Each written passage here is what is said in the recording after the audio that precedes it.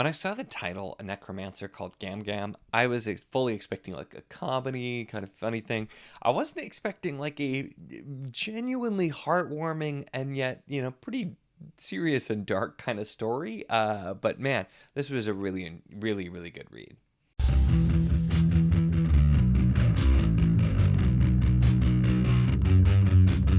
Hello and welcome to my channel. In this video, we are going to be talking about A Necromancer called Gam Gam by Adam Holcombe. And yeah, this was not at all what I was expecting. I really was thinking like, oh, it's a grandmother who's a necromancer. We're going to be doing, just having some fun things. And there was definitely some of that there, just kind of seeing her attitude toward necromancy and how she like treats the like things she's raising and like provides them with knitted hats or socks or scarves or things like that. So you definitely had some of those things, but it was also like it was a lot more serious and dark and yet heartwarming as well.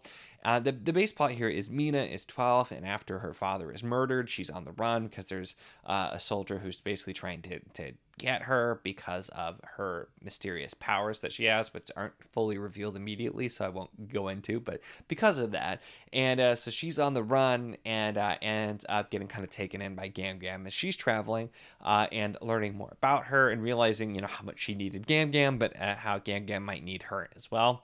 And that's kind of the base start that we have, and we're seeing as they go along and are trying to figure out a way out that doesn't involve violence necessarily or anything and that type of thing. And it's really just seeing their relationship, and really so much of this is an exploration of grief as well. And I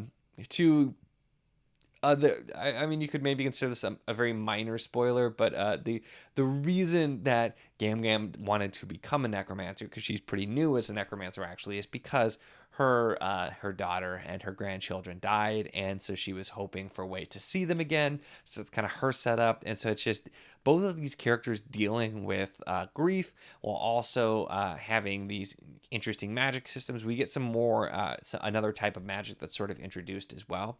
And so while this is a pretty short, this is just over 100 pages novella, and we're dealing with these characters in grief. We have some of the heartwarming, the fun moments, and then also some action and some like serious things, and a fair amount of world building is kind of put in here as well. And so for such a short read, I was really impressed with everything that the author was able to fit in here and do and set up. And I know there's more. I'm not sure if book 2 is like a full length or if it's still a shorter like novella length.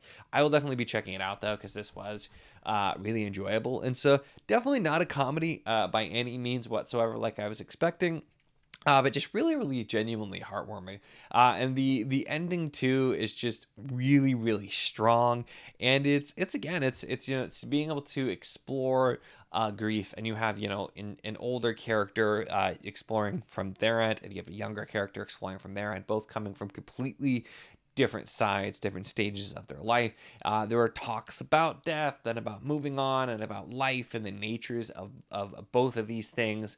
And it's used to relate it to, the magic of in this world as well. And so it's really just impressive, the different levels and the level of detail, I think, as well, that Adam Holcombe is able to fit in here in this exploration. I definitely would be interested to see more of both of these characters, and I didn't know that I needed an actually serious grandmother necromancer character. But again, it was just even though it's not a comedy, just that kind of whole idea. There's just this grandmother who's like, oh dear, let me just raise a zombie to help me pick things up a little bit, or and she has a cat that's just a skeleton cat and things like that, and it's just it's so cute. And so this is kind of almost like a dark cozy or something, or a macabre cozy if you want, something like that is sort of how it felt, which is not a thing that I really again knew was a thing. And I don't tend to really like cozy a whole lot, so I think if I would have known what this was before getting into it, I might not have actually picked it up. And yet I really ended up enjoying this, and so it is one that I do recommend. If you want something kind of short, heartwarming, it has that feel. Even if you're not a fan of like the normal cozy, this definitely isn't the normal cozy. I would say there are definitely stakes. It does deal with some serious topics as well, and so it's one that surprised me. And this is why I do sometimes like just going into things blind.